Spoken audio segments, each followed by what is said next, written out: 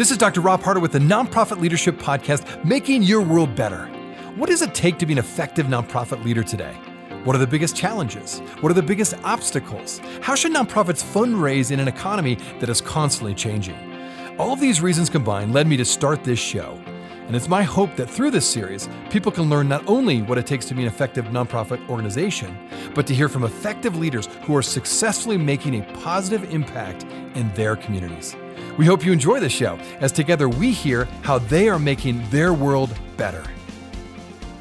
Welcome everybody to the Nonprofit Leadership Podcast. Thanks so much for tuning in today. Great to have you tuning into this show. I've got a very special guest. In fact, my guest today comes from a family that I think most everybody in America has heard of. And he's actually, in his name, you'll hear two different families that he, in a sense, represents.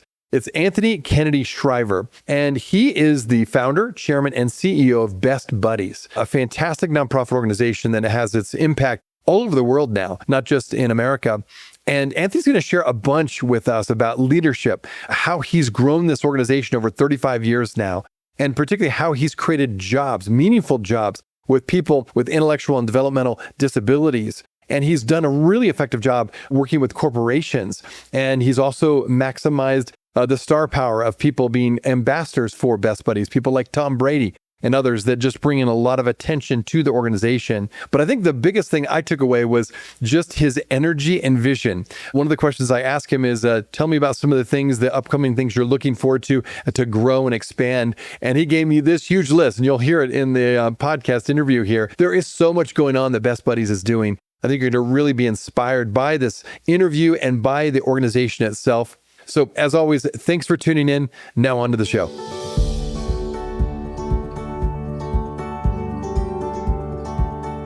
This podcast is sponsored by DonorBox. DonorBox, helping you help others with the best donation forms in the business.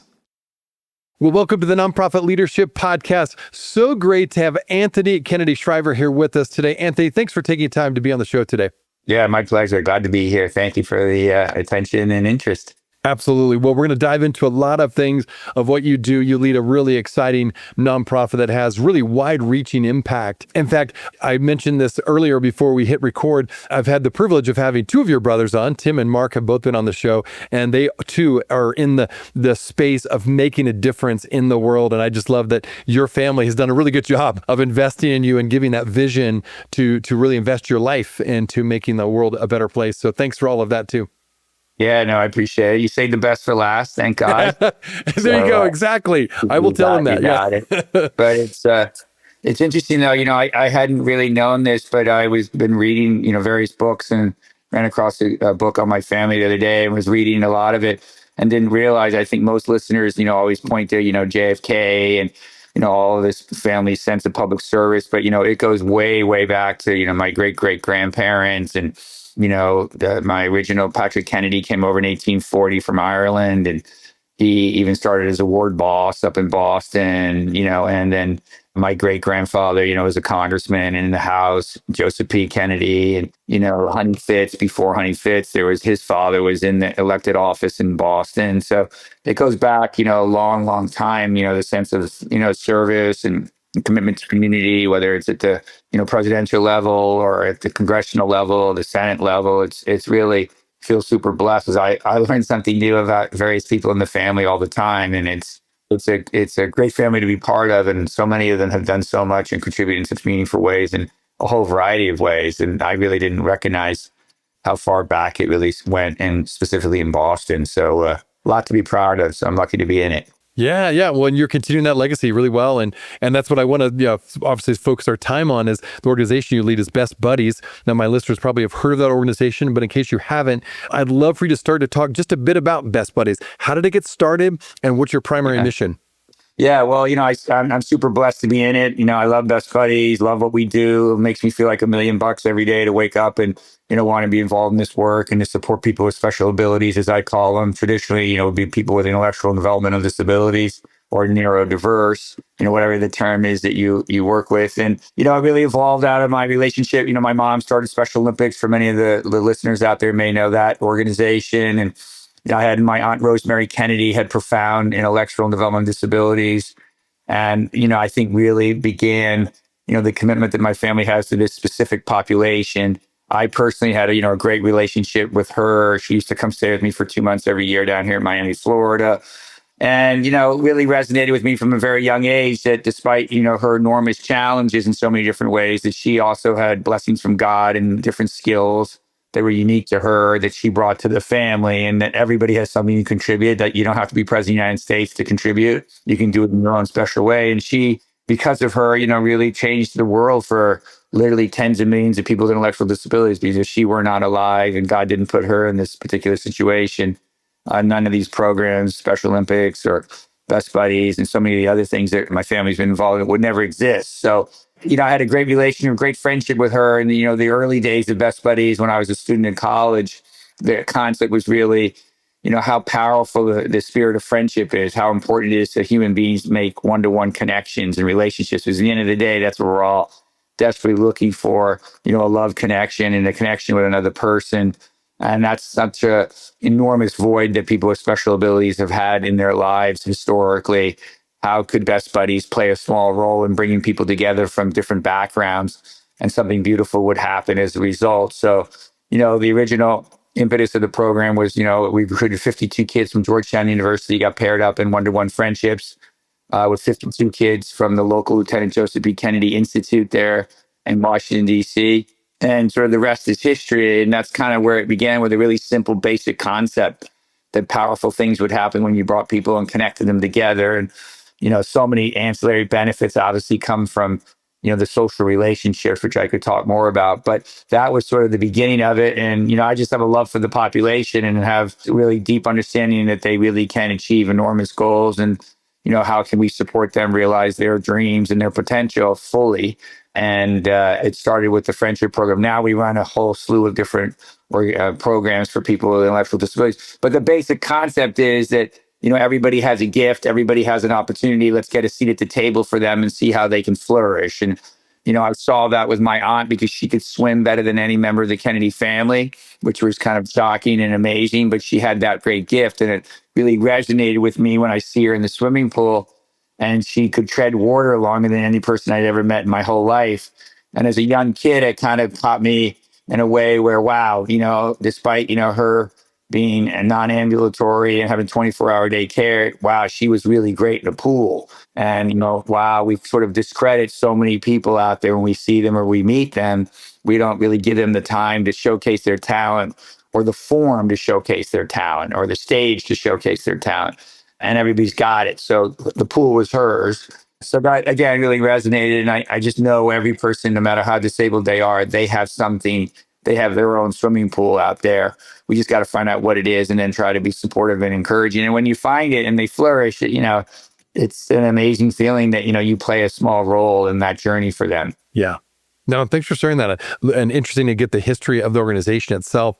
I was thinking about this when I was thinking about Best Buddies and many of the nonprofit leaders I have on the show. Nonprofits really serve so many critical roles in our society.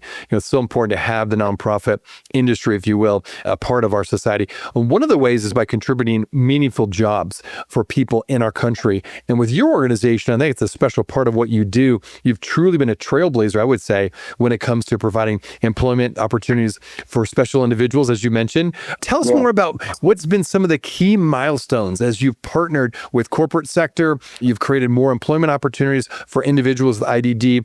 What has been your special sauce, so to speak, of why that's been such a good and effective program that you've done in helping people find jobs?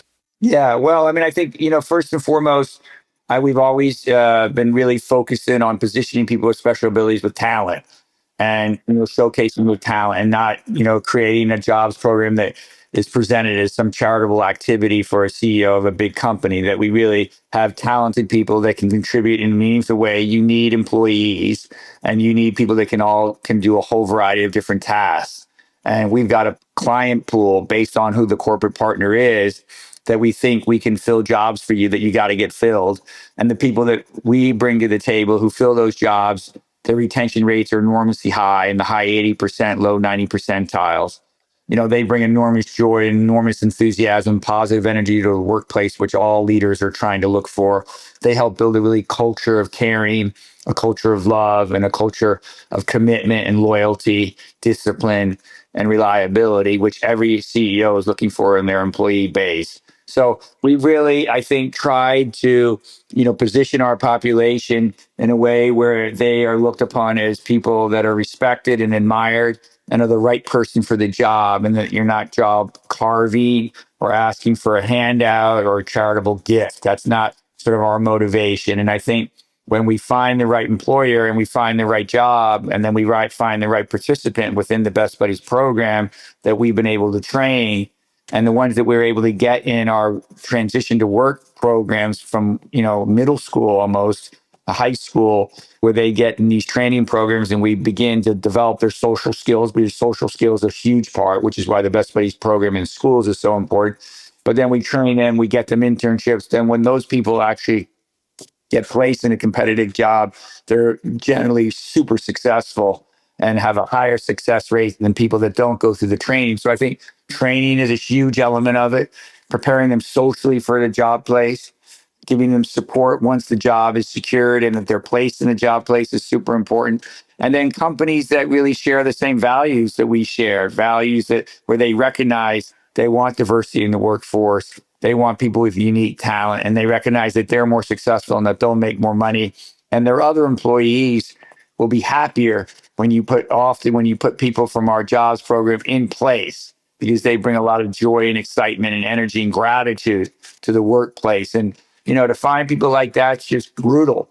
So I think, we've always tried to, market our program as, bringing people, who are talented and capable and that are smart choices for CEOs. And then we've been able to get, connected with really great CEOs who see the value in this and who are willing to make these commitments, and in some cases go out on a limb and make big commitments. And we've had with some of the most famous, most well-respected companies in the world step up, whether it's Coca-Cola stepped up hiring, whether it's Jersey Mike's and their commitment of 3,000 jobs across the Jersey Mike's family of franchisees, whether it's TJ Maxx with their commitment of 500 jobs across their family, whether it's Home Goods or whether it's TJX or all the other brands that they have under their umbrella. So we've gotten some that have made big long-term commitments where we work together for 5-7 years. The Jersey Mike's thing is going to be a 7 to 10 year process, because to find 3,000 people that fit in that type of work is going to be a real lift for us and challenging and take time.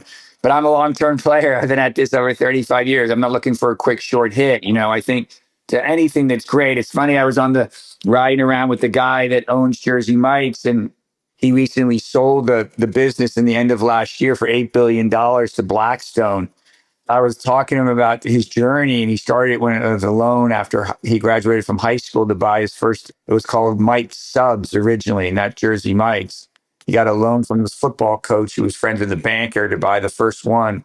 And he said to me, everybody thinks, oh my God, I've made all this money, I'm so rich, blah, blah, blah. He says, but they don't realize I'm a overnight success in 50 years. Yeah, right, exactly.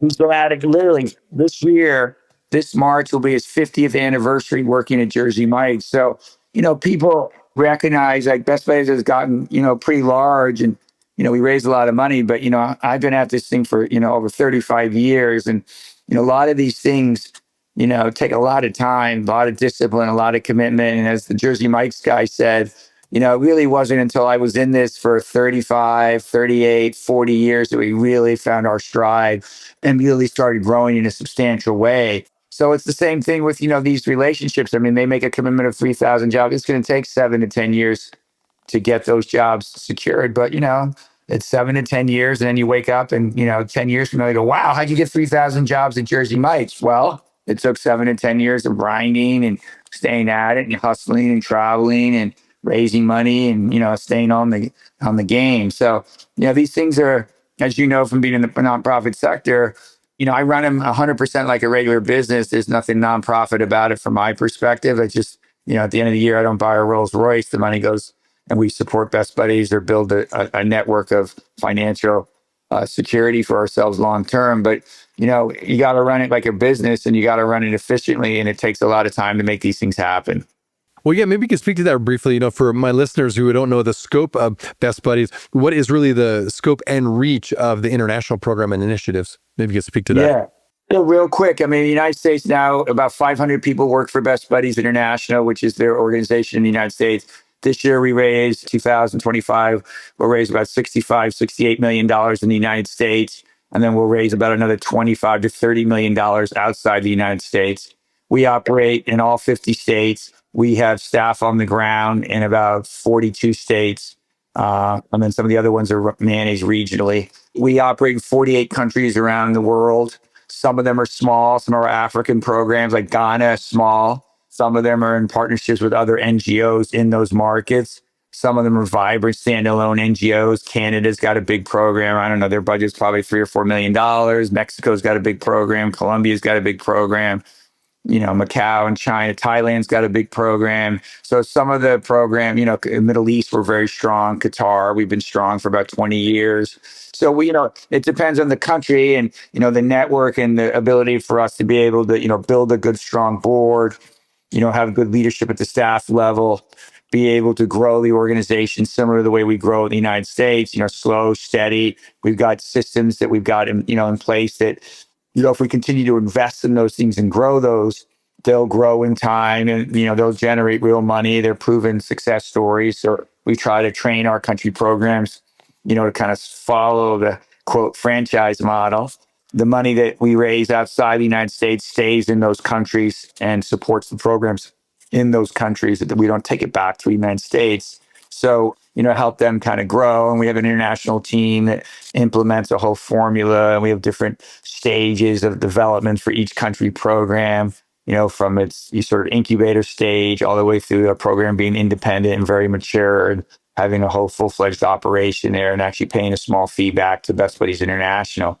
So it's their game that, our goal by 2030 is to be in 100 countries. So we're trying to grow our international presence. There's a lot of need there, a lot of opportunity for us. It's a grind. The travel is a grind, as I'm sure you know, and the schlepping. And when we go overseas, especially when you go to Asia, those flights are long and, they're a real workout. So, we're doing our best on that front, but you got a lot of things to be proud of there, but it's definitely a heavy lift outside the United States for sure. We'll be right back. Are you looking for an easy and effective way to boost your nonprofit's donations? Well, look no further than DonorBox, the online fundraising platform that streamlines your fundraising efforts, maximizes donations, and simplifies giving for your supporters. With DonorBox, you can create beautiful donation forms, accept digital wallet payments, track donations, and send auto receipts. And the best part? There are no setup or monthly fees and no long-term contracts required. So what are you waiting for? Visit donorbox.org today to get started. That is www.donorbox.org.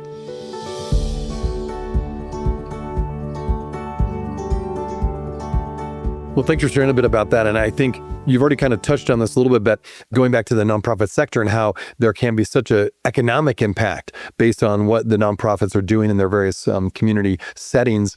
And you not only impact, through just what you're doing with your mission, but then by creating jobs and helping connect people in corporations with people that will be perfect fits for their company. Have you quantified the economic impact that you've done so far? And if so, tell us a little bit more about how do you quantify that and what has it been so far since you've been there?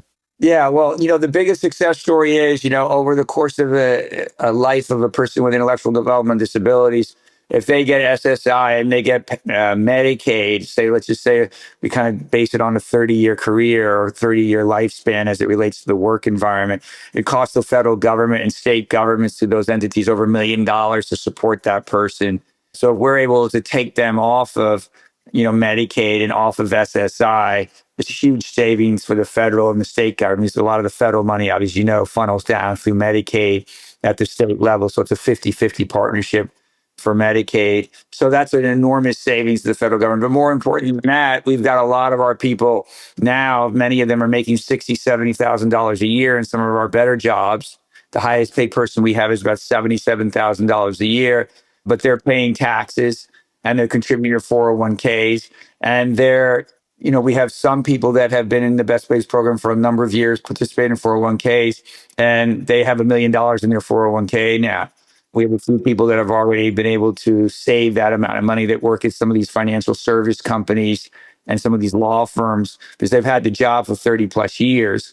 they pay in every single year like everybody else. So it's shocking. My mother would be, amazed that we've got millionaires that have participated in Best Buddies, and I think more of them to come. That is So, incredible. to change the pendulum, the savings, and then also the contribution, millions of dollars that we're contributing back in taxes every year through the thousands of people that are working for Best Buddies is really phenomenal. And so, they're tax paying citizens. They're getting off of SSI and Medicaid. Not in all cases, some of them are working part-time, so we're transitioning them. So some of them still are able to receive benefits. So it's not, definitely not 100%, but it's where we're going. Well done on that. Now, the other thing I think is pretty interesting is you've got some very well-known ambassadors for Best Buddies. I think every nonprofit would love to have one or two ambassadors that it really can help elevate their nonprofit. You've got several. Maybe you could talk a bit, and it'd be fun maybe for my listeners again to just share a few of the notable ambassadors supporting Best Buddies' mission. But how has it furthered their mission too? I wanted to find out, like, practically, how's it really benefited the organization at the end of the day? Yeah, well, I mean, we've been really blessed. I mean, although people see it, when the celebrities come and everybody wants to be around and it's exciting, but they're a real workout, honestly. I mean, it takes a lot of energy and time and requires a lot of patience. Celebrities are celebrities, and they're used to getting their way, and they're used to getting everything they want, and they're used to everybody kind of kowtowing. So it's not easy, honestly, dealing with celebrities and ensuring that, they have a really successful experience. It can be challenging. On a positive front, I mean, the ones we've had have been great. They all come with challenges for sure. But, Tom Brady's been one of our big ones in long-term commitments. He led our event up in Boston for 25 years as a chair of a big cycling event we do up there. And then we incorporated in that touch football game with Tom Brady as the permanent quarterback. So I think in his case, just to give one example, we were able to develop an event that capitalized on his skills because he obviously was an NFL quarterback. So we created a football game that he could play in and people could participate and actually be involved in something that he was well known for. So it gave individuals an opportunity to be up close and personal with him and actually playing on a football field with him, which is a great way to get people connected. We charged people to be able to have the opportunity to play a quarter, one of the 4 quarters in a game with Tom. So we were able to raise money off that. He obviously brought a lot of excitement and energy in the community there. From a media perspective, people wanted to cover it. People wanted to interview him. People wanted to see him throwing a ball and connecting. We always ensured that the buddies were in the game. So we always had buddies on all the teams. So the buddies were catching the footballs and scoring touchdowns. And so people really were always connected to the mission. I think having the celebrities really well connected to the mission and having them be exposed to the mission is key, because that builds continuity and it builds connection to why are they there, and they understand, and they don't feel like they're just getting used for their celebrity, that they see actually what the money's going to. And they very often, since many of our participants are so captivating and charming and engaging from a personality perspective, the celebrity really develops a relationship with them and they want to stay involved because they really like the person that they've met that benefits from them participating in the event. So one-way street, people get tired of that real quick and they move on. That's a really good insight of making the most you can to make it a two-way street, to really a win-win for everybody who's both benefiting you, your organization, but also you're benefiting them. I love that approach, actually. Good job on that. Thanks. I think that's probably why you've been so successful at it. Thank you. Yeah, that's impressive, actually. Yeah, because I think it is easy for a nonprofit just to say, well, what can you do for us? How can you benefit us? Always. Right. And so to flip that around, I think is an excellent idea. And, a lot of these celebrities, they just get asked so often too. So you got to give them some kind of a unique experience. So, Tom can get asked nonstop to, go to an event, show up, get your picture taken in front of a step and repeat, or stand on the red carpet and just feel like you're getting used, or sign autographs. But, trying to put him in his element where he actually has a good time running around on a football field and throwing passes and making money on companies that he meets with Best Buddies, that's, these guys are working for me. These guys are helping me. I'm helping these guys. It's a good deal. They get me in and out quick. The schedule's tight. We're organized really crazy. So if I tell him, hey, I need you for 60 minutes or I need you for 90 minutes, 100% he's out in 60 minutes. I never let it go over. Really clear on the schedule and run it tight so that they build confidence that when we tell them we're going to do something and the way we're going to do it, it works. The most recent guy we got, Drake May, who's the third pick in the NFL draft, he just stepped in for where Tom was up in Boston. So he's a new guy, and he's bringing a lot of celebrity to us and helping us. And so, constantly trying to bring in new blood and keep the people that have been around a long time still engaged is obviously, key to the overall success of the organization. But it's hard. I don't want to underestimate. I mean, it's super hard to get them and super hard to keep them. And especially in today's day and age where the celebrities are getting paid, $500,000 to do a post on Instagram, to get them to show up at an event and, take the time or get on an airplane, fly to an event and, check into a hotel. It's a big ask, and it's a real workout. Yeah, no kidding. Well, again, I love that full picture view of how difficult it is, how intentional you are, and to make it a win-win. That's a great combination. Well, as you look into the future, you've grown this organization, and it actually has quite a now global outreach and impact. How do you see the organization expanding its impact globally, in the next few years? And then what strategies has Best Buddies implemented to ensure that long-term sustainability and continued growth? Yeah, well, we have a 5-year plan. So our plan runs to 2030 right now. The goal, as I mentioned, internationally is 100 countries. From a fiscal perspective, the goal is $100 million of revenue by the end of 2029. So we're at about, this year, we'll do about 65 million. So we need to grow it, another $35 million. So that's important to us. We launched a fifth pillar called family support, which is a new entity. I want to grow that. We have very specific goals on that. One of the visions of that's called Eunice Buddies, in honor of my mother, Eunice Kennedy Shriver, where we create mentors for expectant mothers when they get a diagnosis that they have a child with intellectual disabilities.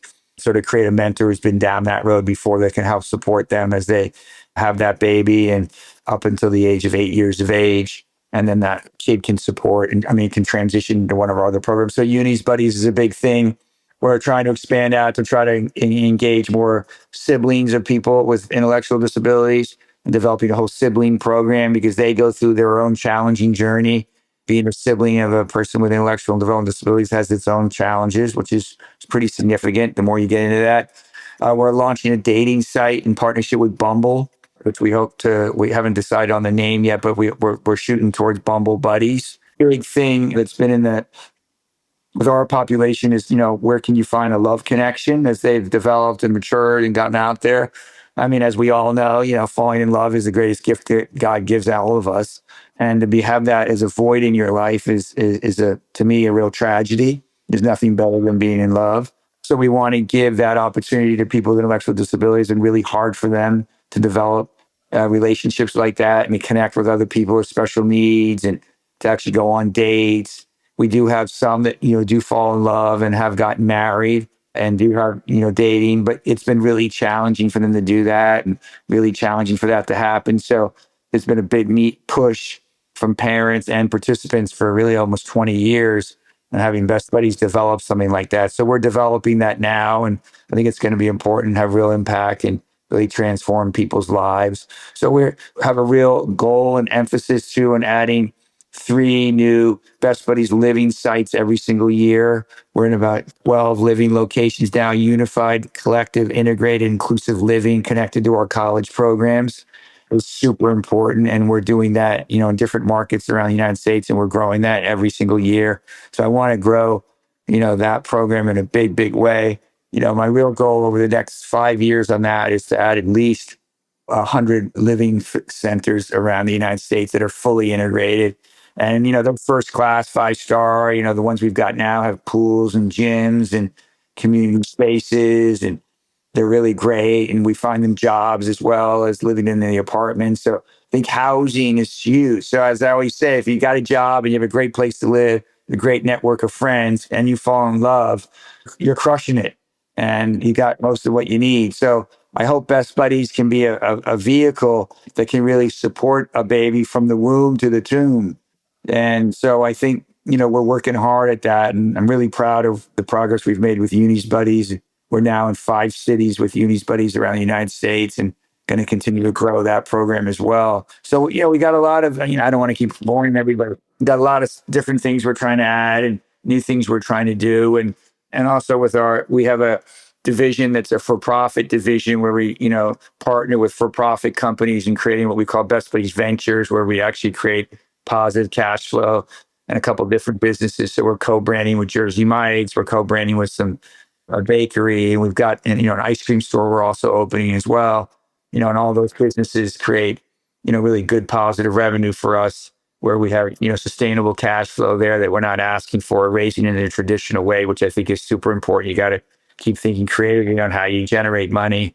You just can't keep going back to the well and keep asking the same people and doing the same things year after year. So that's created a lot of excitement for us and allowed us to have some of our most successful years in history, and, end up with a net at the end of the year, which we can sock away, where we have a, good security blanket if something were to go the wrong direction, because the economy is always unpredictable. We have to be prepared for, a bad storm. You're exactly right.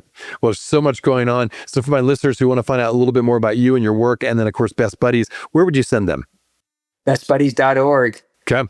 We got a lot of info on there, and, they can come out. We run close to 70 walks around the United States, and we have a bunch of, galas. We have about 65 galas we do in local markets around the country.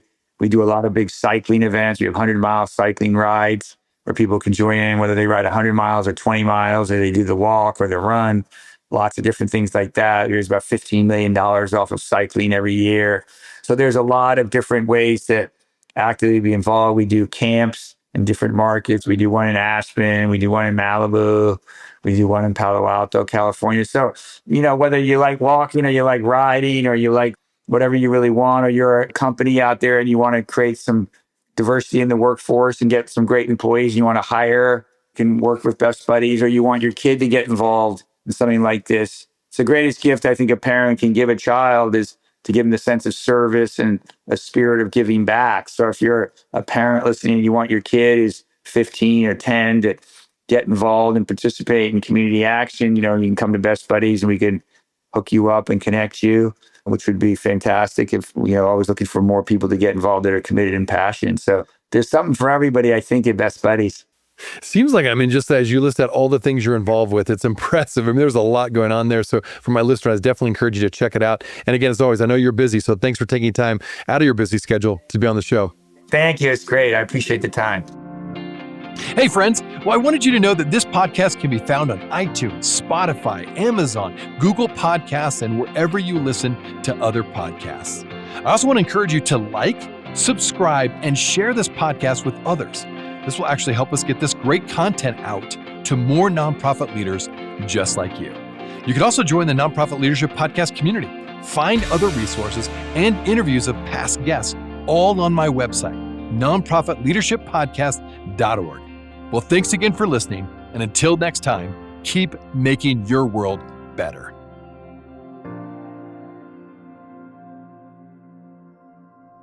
This podcast is sponsored by DonorBox. DonorBox, helping you help others with the best donation forms in the business.